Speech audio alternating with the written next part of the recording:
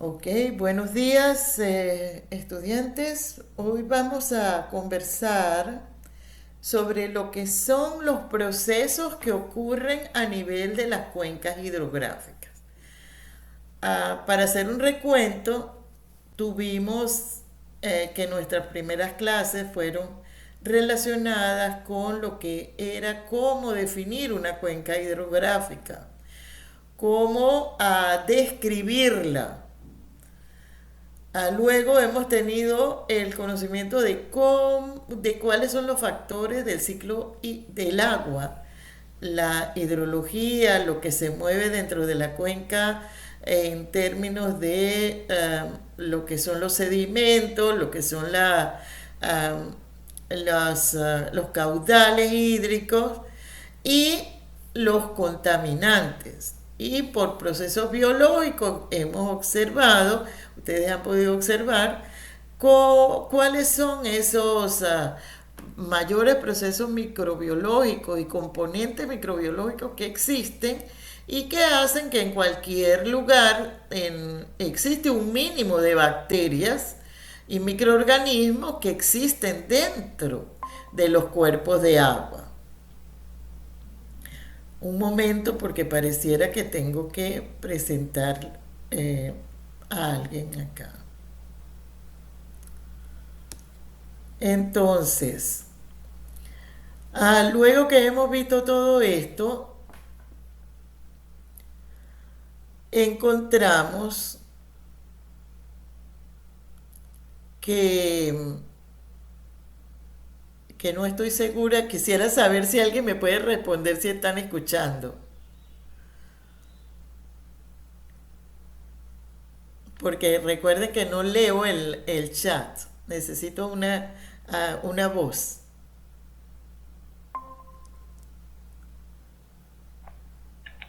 Sí, profe, le escuchamos. Excelente. Ok. Entonces estamos de acuerdo todos de que ya hemos visto todos estos aspectos, ¿verdad? Y vimos también cuáles son esos otros componentes bióticos que tenemos dentro de los cuerpos de agua, tanto en los ríos como en los lagos, los humedales, los componentes bióticos, tanto vegetales, plantas y animales vertebrados que tenemos dentro de estos cuerpos de agua. Ok, ahora vamos entonces a visualizar que existen procesos de interacciones, procesos que ocurren a nivel de la cuenca y en diferentes partes de la cuenca. Ok, para recapitular, Fabio, habíamos hablado estamos hablando de los procesos que ocurren en las cuencas y los procesos en, a nivel de cuenca, donde la geología y la geomorfología son importantes. Luego a nivel de paisaje, donde la cobertura de vegetación y suelo influye en la hidrología y en la calidad de agua y biodiversidad en sectores específicos del río. Luego hablábamos la importancia del perfil topográfico de un río, que es equivalente a la potencia de un río para realizar trabajo. Por ejemplo, el río Caroní, que es el río que tiene la mayor potencia, porque el perfil topográfico es de una alta pendiente desde las nacientes a más de 2.800 metros sobre el nivel del mar hasta 8 metros sobre el nivel del mar en la desembocadura con el Orinoco, tiene una alta potencia en relación a otros ríos como tenemos en Amazonas con una baja pendiente, nacidos en la misma planicie, pero donde los procesos biogeoquímicos de intercambio con las planicies de inundación son muy importantes para lo que es la bioquímica de los ríos.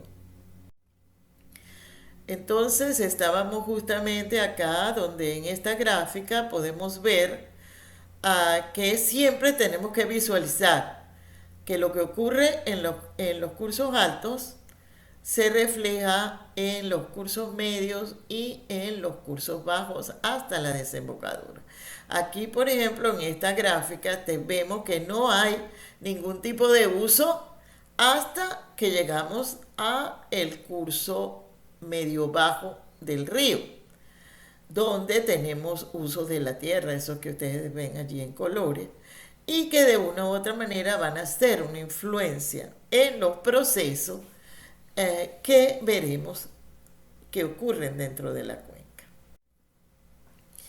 Algo muy importante de saber es que en los diferentes paisajes de las cuencas, dependiendo de la relación entre cantidad de agua, caudales y cantidad de sedimentos, los ríos pueden ser meándricos o entrelazados o rectos. Esto si hablamos de una cuenca o con unos suelos que tienen alta permeabilidad y que pueden ser fácilmente erodables. Sin embargo, en aquellos ríos donde tenemos controles tectónicos, como en el Caroní, podemos tener patrones anastomosados. Como ustedes pueden observar, acá donde tenemos entrelazados, tiene pendiente y viene con una alta carga de sedimentos. Esto normalmente ocurre en los entrelazados en lo que son los piedemontes. Esto sería lo que viene la descarga del río Branco en el río Negro. El río Branco viene lleno de sedimento, cargado de sedimento. Cuando llega al río Negro, que es una planicie inundable amazónica, entonces el canal se diverge en una serie de islas que forman un patrón entrelazado. En el caso del Caroní, el río por efecto tectónico cambió de curso, abandonó un curso previo y tomó otro curso e inundó y quedaron todas esas islas que no son aluviales. En el caso del entrelazado, las islas se forman con los sedimentos que carga el río. En el caso del canal anastomosado, esas islas quedan como parte de remanentes de lo que era la zona de tierra firme original. En el caso del río meándrico que tienen en la izquierda, un ejemplo de el río Caura en su desembocadura. Allí ustedes ven un meandro, o sea, un río sinuoso hacia la desembocadura. ¿Ok? Ahí se entra desde un río que viene con una pendiente, pero no con una cantidad de sedimentos muy alta, hacia la planicie, digamos, llana del Orinoco. Y de allí que se forman estos meandros. Esos meandros, ustedes pueden ver como unos laguitos al lado. Esos son canales abandonados previos donde el río se ha movido. En el caso de abajo, eso que es una alta sinuosidad, tenemos que esto forma parte de lo que sería el río, el río cuando llega a la planicie amazónica por el Solimós, Alto Solimós. Tiene una alta carga de sedimentos y una carga de caudal y entra en la planicie amazónica y se mueve de manera bastante rápida.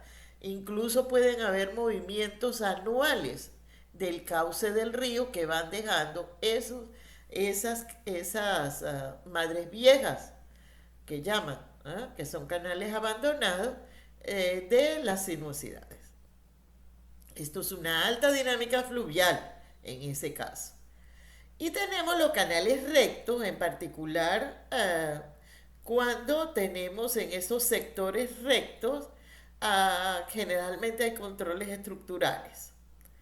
Y si el canal es recto y con pendiente, hay la formación de rápidos.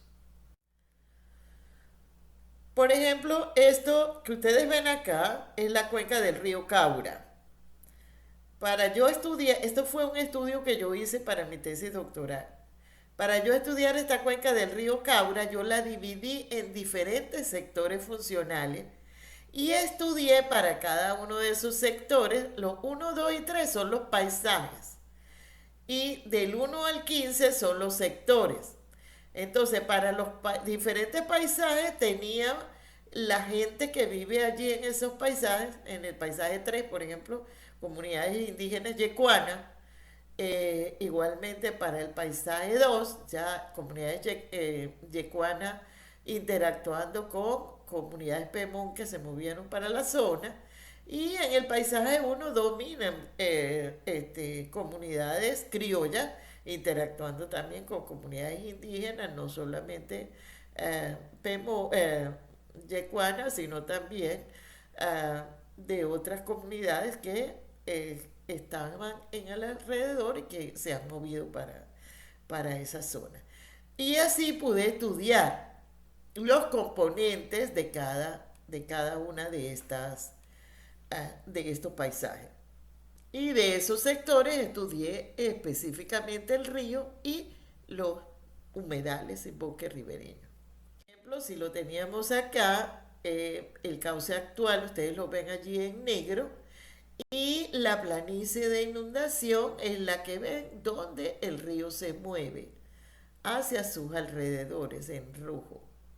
Ahora, recuerden que tiene que ser, eh, no puede ser escrita.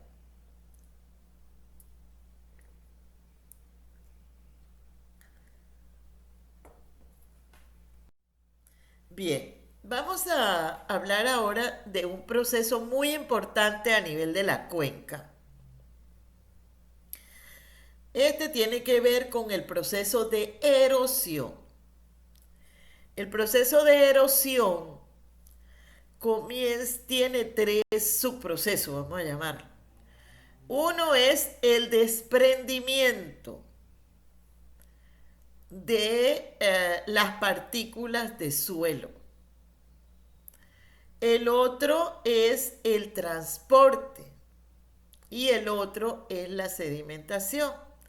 Aquí en esta gráfica ustedes pueden ver que dependiendo de la agregación que tenga el suelo, si la superficie es sellada, si es una roca, si es una superficie cubierta con vegetación, con diferentes tipos de vegetación, pues va a tener un impacto distinto, ¿ok? En lo que es el proceso de desagregación. Y luego pasamos en el transporte.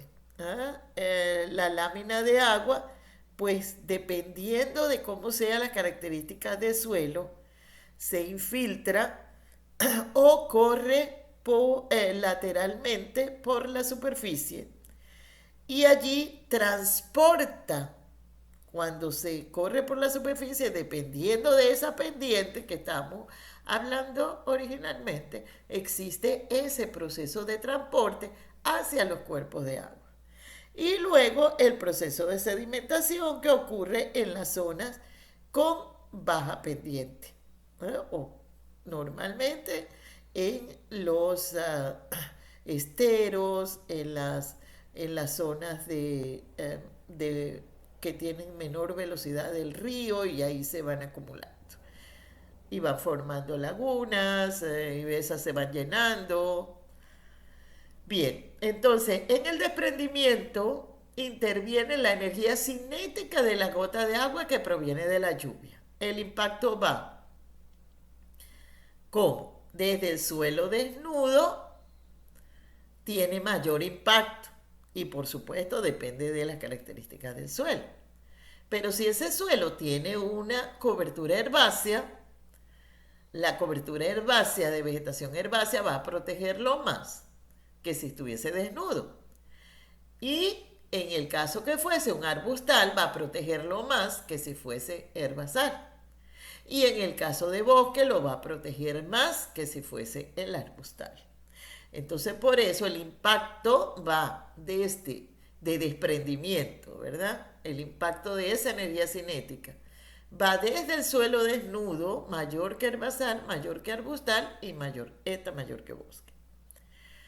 Luego, cuando hablamos del transporte, entonces, como decía, depende de la topografía, la permeabilidad del suelo y la pendiente. El impacto va desde las laderas que son empinadas, van a tener un mayor impacto que las planicies. Igualmente, los suelos que son compactados y sin estructura van a tener mayor impacto que los suelos sueltos estructurados. En sedimentación. Los sedimentos se transportan a los cuerpos de agua y se depositan en las zonas más tranquilas. Se sortean desde granos gruesos que se depositan antes hasta coloides que son los últimos en depositarse. Por ejemplo, al lado de los ríos ustedes ven bancos de arena. Si alguien ha ido al Orinoco, ha subido, puede darse cuenta que primero se encuentran con un banco normalmente arenoso. Luego, si siguen caminando hacia adentro, van llegando y van viendo que se llega hasta lagunas con arcillas, las arcillas son coloides, que es lo último que se deposita. Eso ocurre a lo largo de todo el río.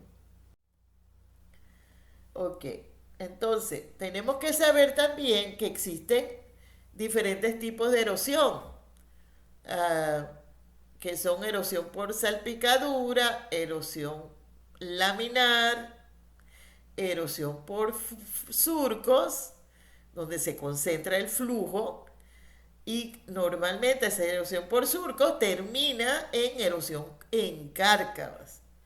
O sea, los riesgos son mayores, por supuesto, en aquellos que tienen cárcavas.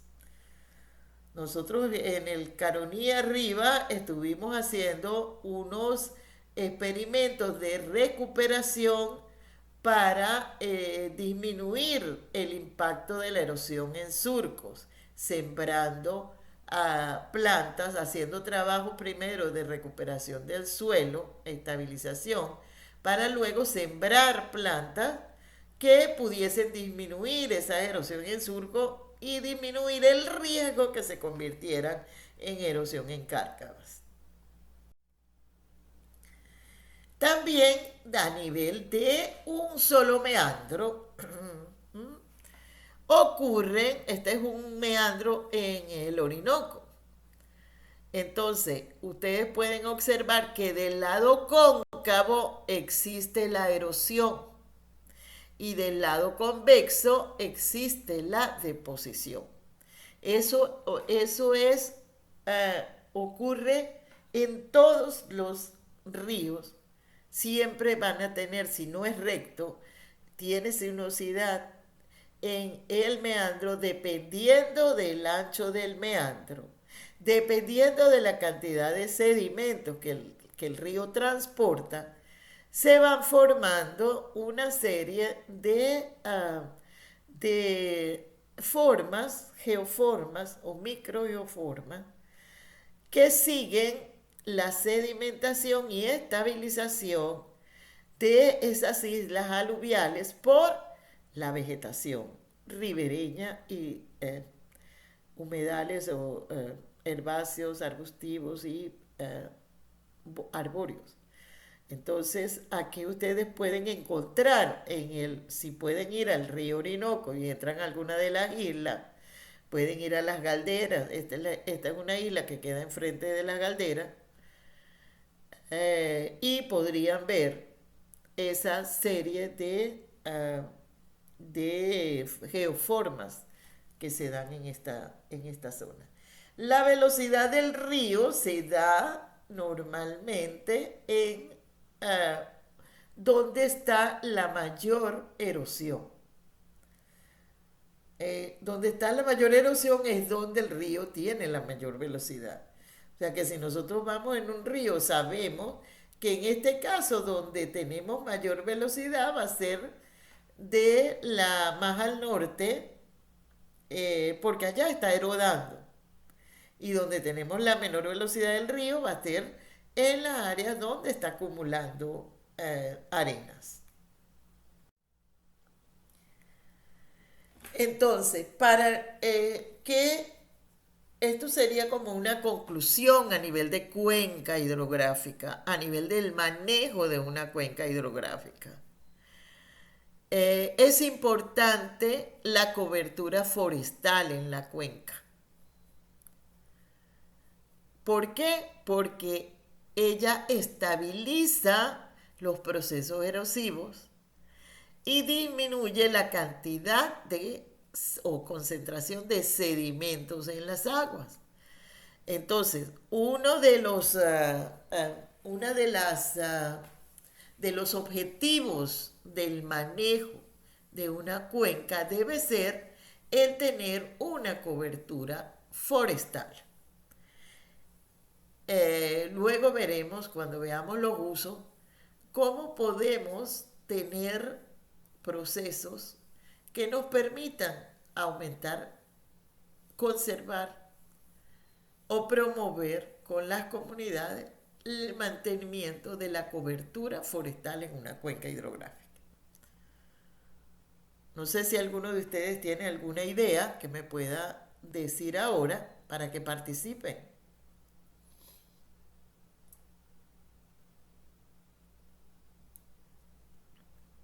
¿Aló?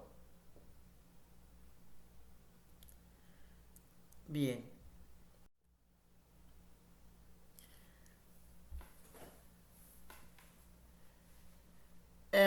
Sería muy lindo si ustedes participaran, eso es importante, porque ustedes tienen que ir revisando todos estos procesos eh, en sus textos. Y es importante que los vayan, que cuando también llegan a a las clases, pues puedan hacer algún tipo de discusión. Bien, entonces otro proceso que, no, que ocurren dentro de una cuenca son las redes alimentarias o tróficas. Muy importante porque las redes alimentarias son las responsables del movimiento de la energía en la cuenca. ¿Cómo se mueve esa energía? A través del intercambio de carbono desde productores primarios que fotosintetizan y fijan carbono, productores secundarios que consumen estos productores primarios y al consumirlos están haciendo uso del carbono y utilizando energía en ese proceso. Y los productores, digamos, tenemos los herbívoros, tenemos los carnívoros, tenemos los descomponedores, los que participan en la descomposición de la materia orgánica que cae. Entonces, estas redes alimentarias, que probablemente ustedes las están viendo en otras materias, en ecología, pues es muy importante que la comprendan, lo que es su importancia en términos de lo que es el manejo de la energía dentro de la cuenca. De cuando nosotros analizamos una cuenca hidrográfica y podamos ver, hay zonas que tienen alta productividad, que tienen alta diversidad, que tienen redes tróficas bastante complejas, como los bosques altos, podemos tener zonas agroecológicas que tienen ecosistemas, también tienen redes tróficas, pero son menos complejas.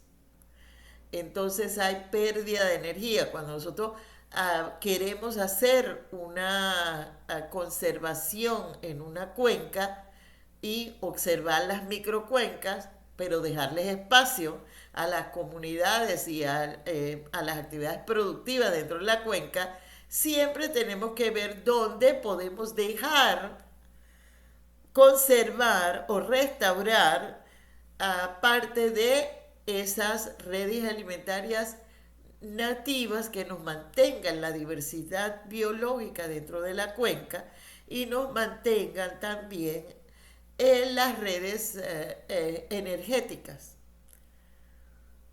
Sería optimizando el uso en las cuencas.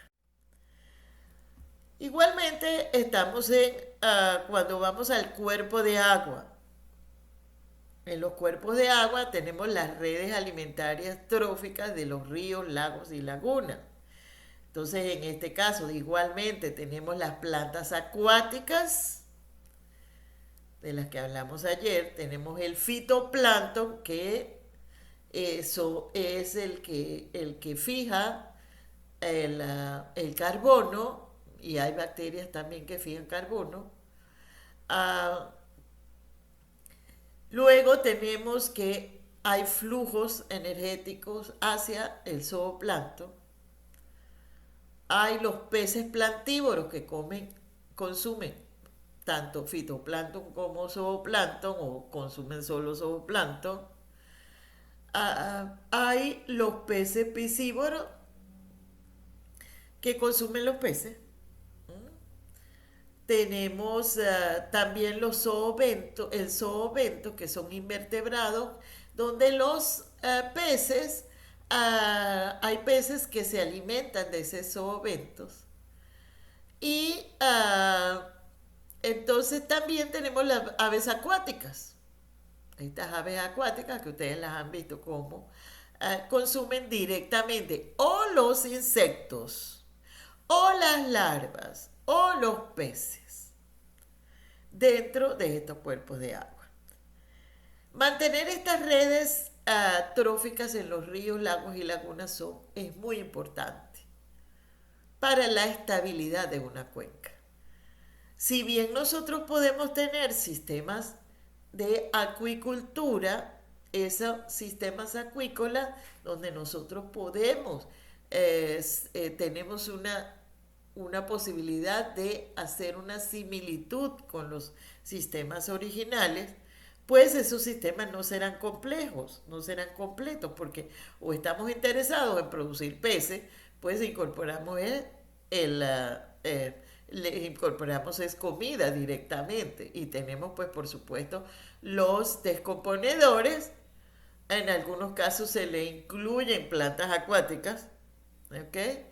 Pero, y normalmente se cierra con mallas para que no exista la posibilidad que vengan las aves o vengan los cocodrilos a comerse nuestros peces.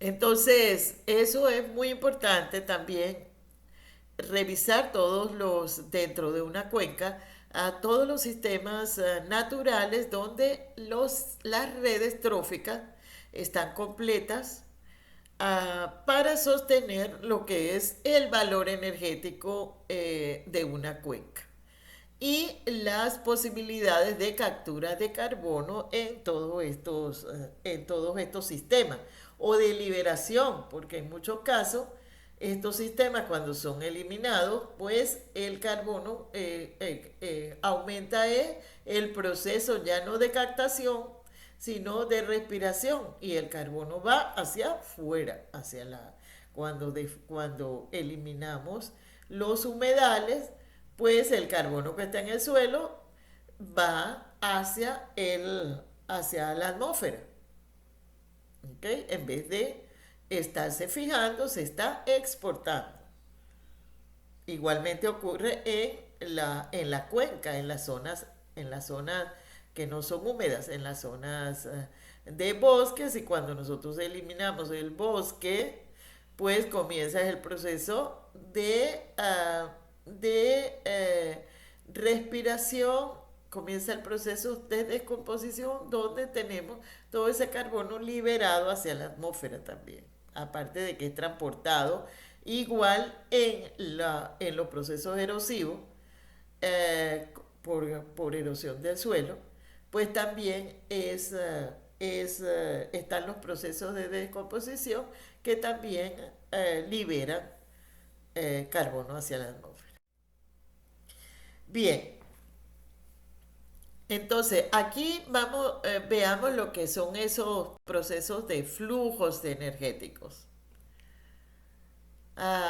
Tenemos la energía solar. Fíjense que aquí tenemos 1.700.000 kilocalorías ingresando.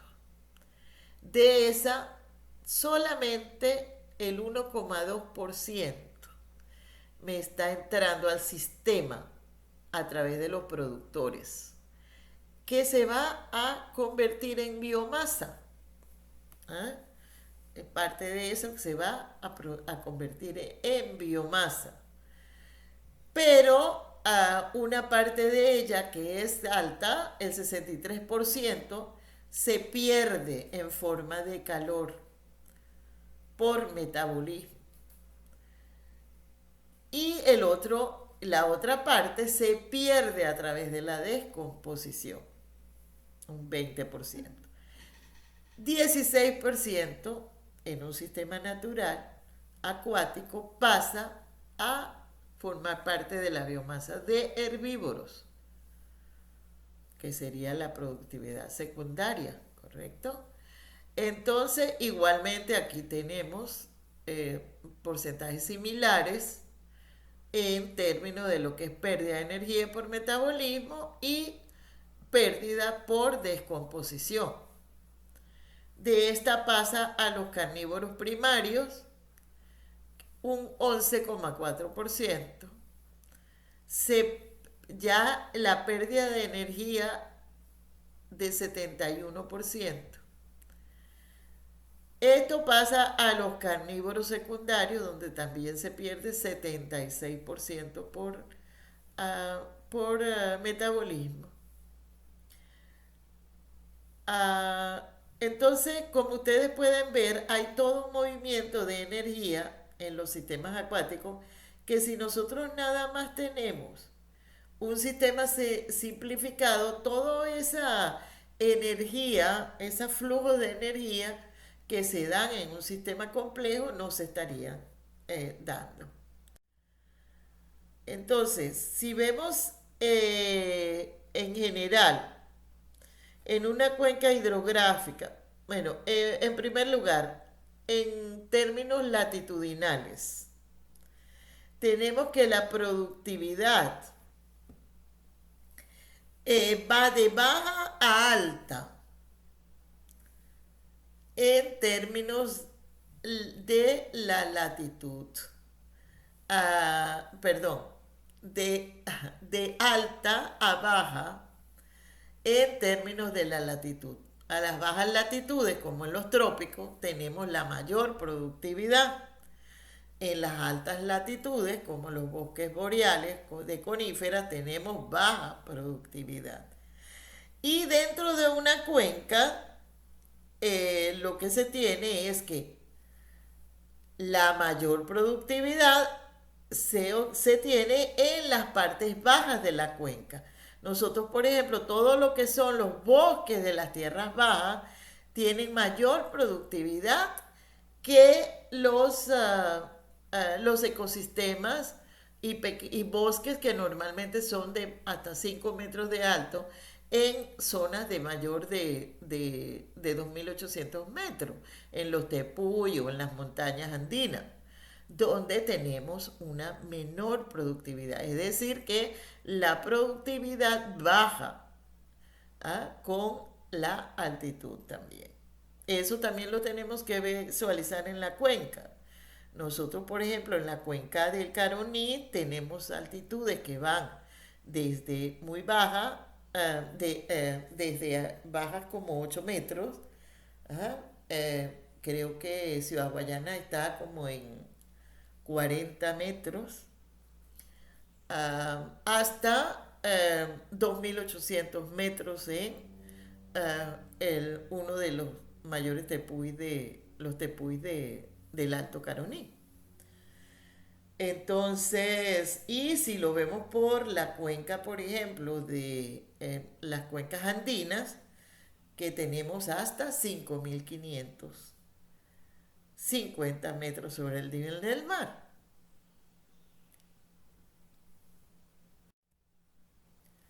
Ok. Esto que tenemos acá tiene que ver con el carbono asimilado en toneladas por los diferentes componentes, digamos, aquí vámonos exactamente para los lagos y ríos. Lagos y ríos tienen 275 miligramos de carbono asimilados por metro cuadrado y por día, que sería, digamos, dentro de ese flujo de energía que les mostré. Si tenemos una cuenca con bosques dominantes que tienen 1.095 miligramos de carbono por metro cuadrado por día,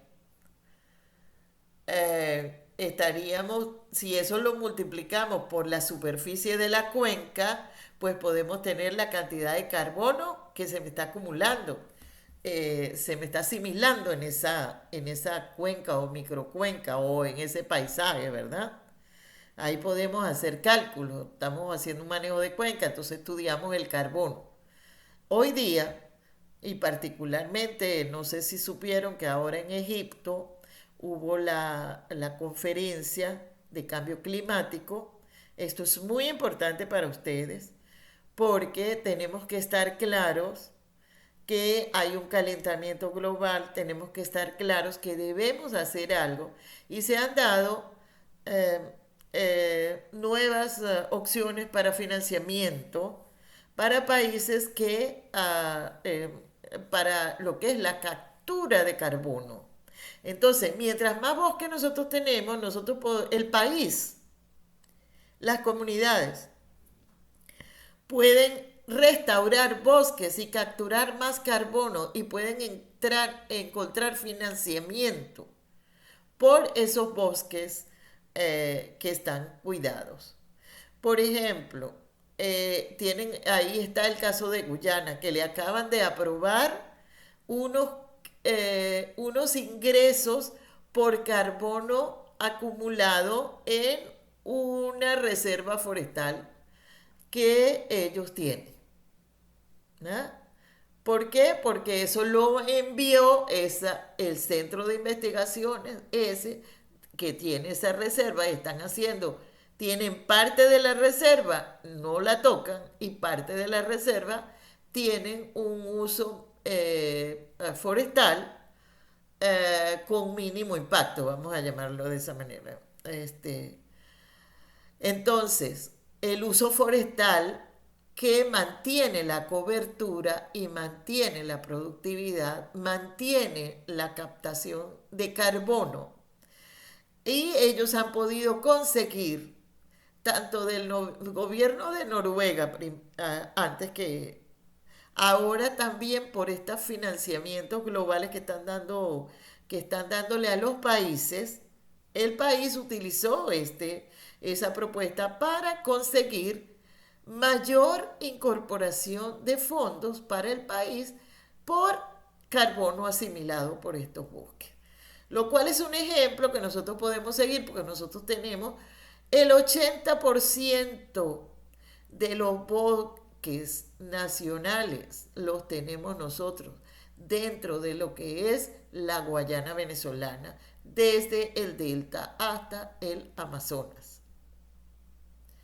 Entonces, es importantísimo que tratemos de ustedes, que son los que se están formando dentro del área de las ciencias ambientales, puedan ser esa generación de relevo que necesita pensar en que el país puede comenzar a vivir de la captura de carbono y que no es solamente por el dinero, sino porque se necesita disminuir el impacto que está teniendo el CO2 en el calentamiento global. Fíjense la diferencia entre los bosques y los cultivos, 1095 a 950. O las estepas que son herbáceas, 545. Los desiertos, 135. Y hay áreas que se terminan convirtiendo en desiertos. También todo lo que es las zonas urbanas construidas terminan siendo desiertos, a menos que se hagan también trabajos como lo han hecho en algunos países. Ustedes pueden revisar algunos países asiáticos cómo están trabajando dentro de las ciudades, lo que es la arborización, lo que son los edificios, a todos con cobertura vegetal para aumentar la captura de carbono de los edificios. Eso es también algo que es importante que ustedes lo visualicen. Entonces, para esa productividad de la Tierra que es de 350 miligramos de carbono por metro cuadrado por día, que es el promedio.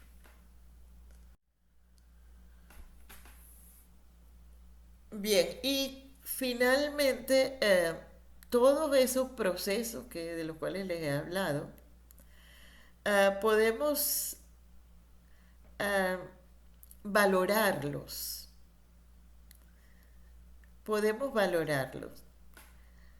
Por supuesto, dentro de una cuenca hidrográfica se necesita darle valor a los procesos y a los componentes que existen dentro de la cuenca hidrográfica, sea esta analizada por subcuenca, por paisaje, y tenemos que ver cuáles son esos ecosistemas que hay terrestres y acuáticos y cuáles son los servicios que ellos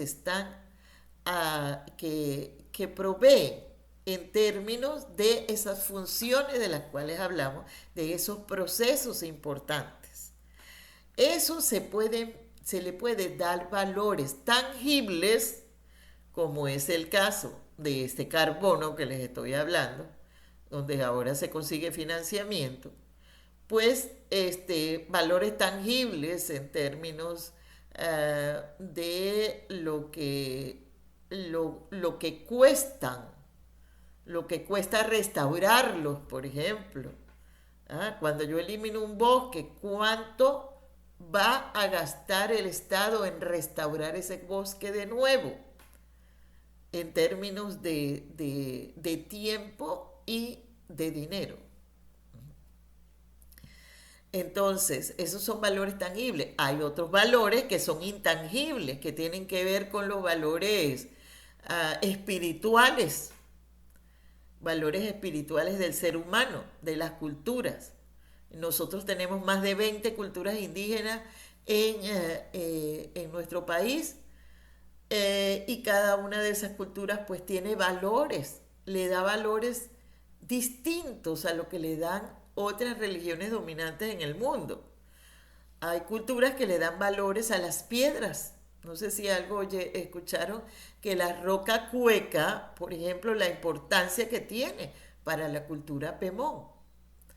Hay unas rocas en el río Caura de gran importancia para la cultura yecuana, porque digamos dentro de todas sus historias orales. Entonces, todos esos conocimientos también son necesarios en el momento en que nosotros vamos a darle valor a los componentes de una cuenca hidrográfica. Y cuando vamos a valorizar los servicios. Entonces, fíjense, aquí pueden ver eh, esta rueda. Esto es sí muy importante que ustedes la tengan presente. Fíjense que dentro de los servicios ecosistémicos vamos a comenzar visualizando en la rueda pequeña, blanca, los servicios de aprovisionamiento. Es decir, todos aquellos que los seres humanos, porque los servicios ecosistémicos están determinados por el valor que le dan los seres humanos para lo que nos importa a nosotros. ¿Por qué nos importa? Entonces, en términos de aprovisionamiento, los ecosistemas nos prestan servicios. ¿Como cuáles? Uno de ellos podemos sacar alimentos, como los peces, por ejemplo, en los ecosistemas acuáticos, las pesquerías, ¿verdad? También tenemos frutas de los árboles. Tenemos materias primas, como la madera de los bosques. Eso sirve como una materia prima. Recursos medicinales. Gran parte, fíjense que de los estudios que se han realizado, más de 80% de las plantas tienen un valor medicinal.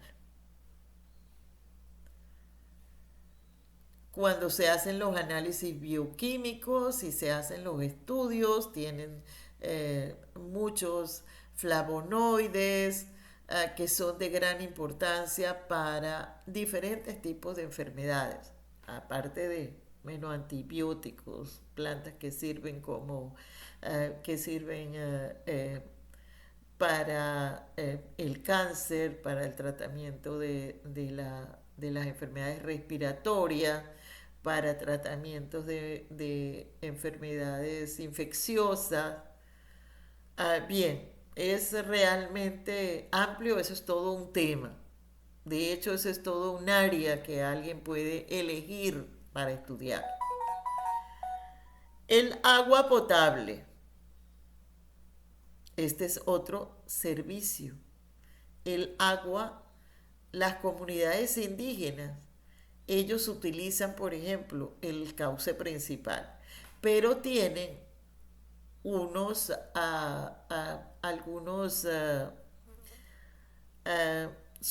fuentes de agua que es la que ellos consumen. Igualmente nosotros en las ciudades buscamos pozos, en las comunidades también se buscan pozos donde se analiza la calidad del agua para que pueda ser tomada para consumo. También tenemos servicios de regulación. Esto que ustedes ven en este verde más claro.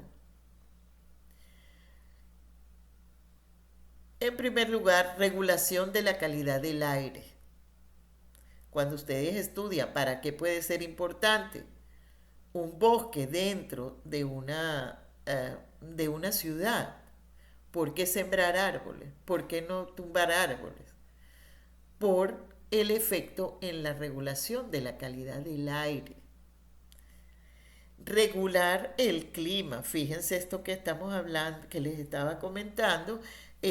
Bueno, eso es ya un lugar común, vamos a llamarlo de esa manera, que es el calentamiento global. O sea, el calentamiento no solamente global, tenemos calentamiento local, calentamiento a nivel del paisaje y los efectos de calentamiento global. Entonces, los ecosistemas regulan el clima. ¿Y cómo? Bueno, a través de diferentes acciones como procesos, como estuvimos revisando.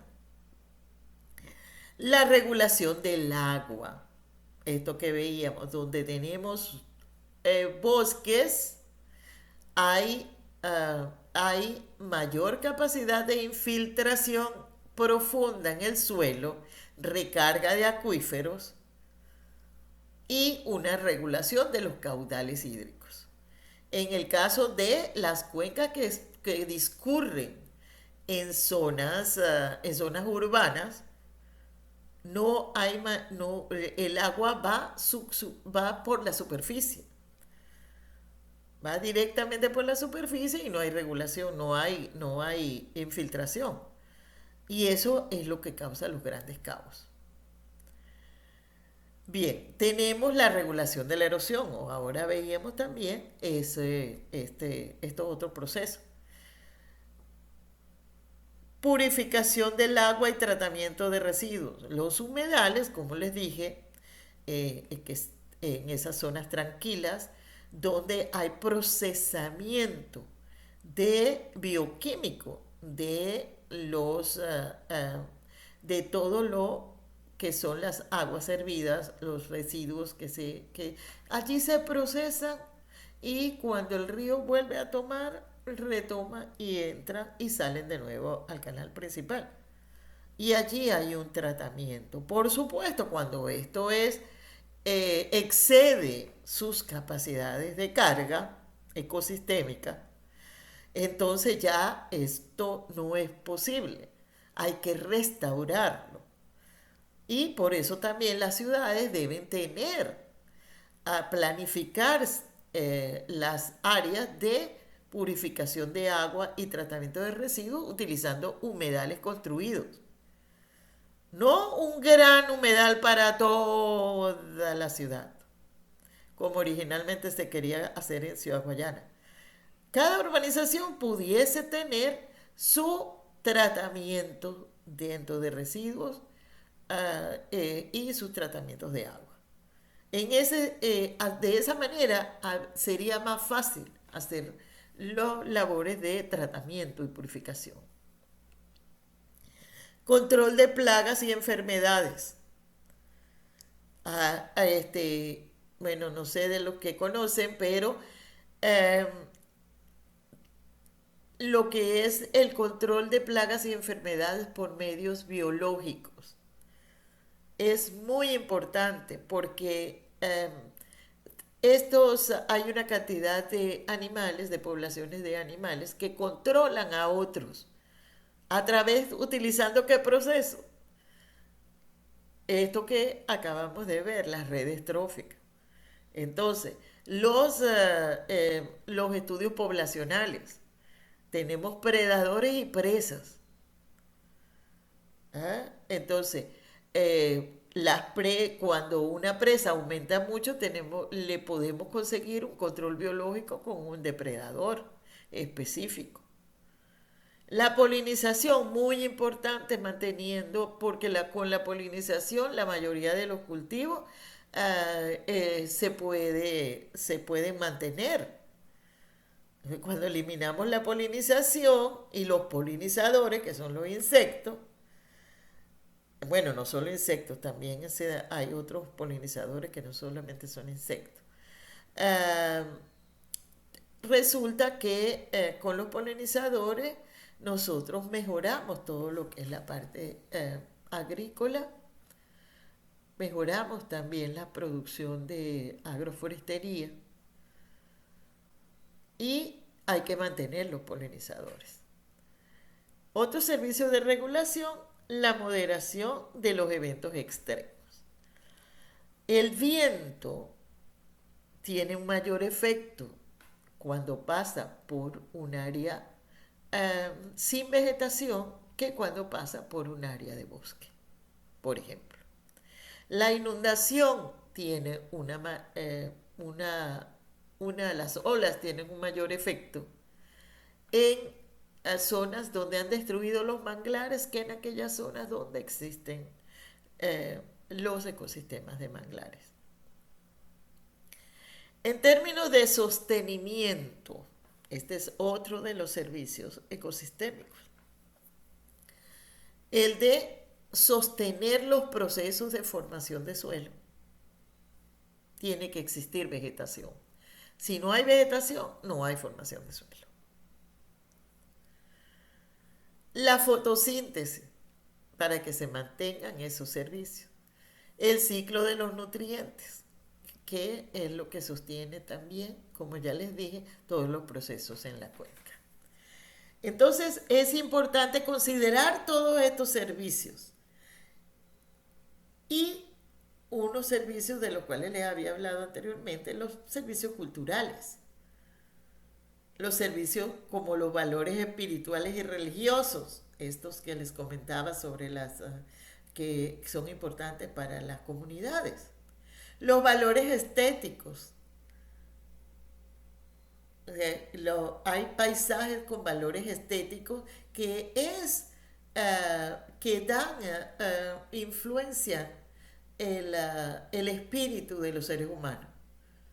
Esos son importantes cuando nosotros caminamos, cuando podemos ver el horizonte y ver ecosistemas bien preservados. Es importante mantenerlo dentro de los paisajes.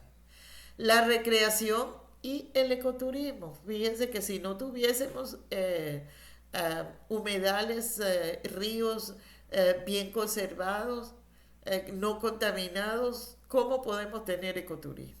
¿Cómo podemos tener ecoturismo con un río que si les cuento, esto les va a chocar? Pero yo recuerdo que, no sé cómo estará ahora, pero hubo una vez en el país, en las playas del Silencio, que la gente, a comienzos de los 90 la gente iba a la playa del Silencio a bañarse. Cuando comenzó a salir en la prensa gente que se estaba bañando y le salieron excrementos al lado. En el río Orinoco igualmente. Entonces, ¿cómo podemos nosotros en algunas partes tener ecoturismo con las comunidades, sí, o tener nuestros sitios de recreación para las familias, si no mantenemos los ecosistemas? Y por supuesto, la salud física y mental es algo que está muy relacionado con los servicios. Es un servicio ecosistémico importante. Nosotros podemos ir a un bosque, abrazar un árbol, sentir respirar el aire puro, eh, mirando una cascada, mirando un lago, eh, haciendo kayak. Todo esto contribuye a la salud física y mental de los seres humanos. Y como dije, todos estos servicios ecosistémicos están, son necesidades de los seres humanos. Y es muy importante que los mantengamos dentro de las cuencas hidrográficas, manteniendo los procesos, manteniendo los componentes. Gracias.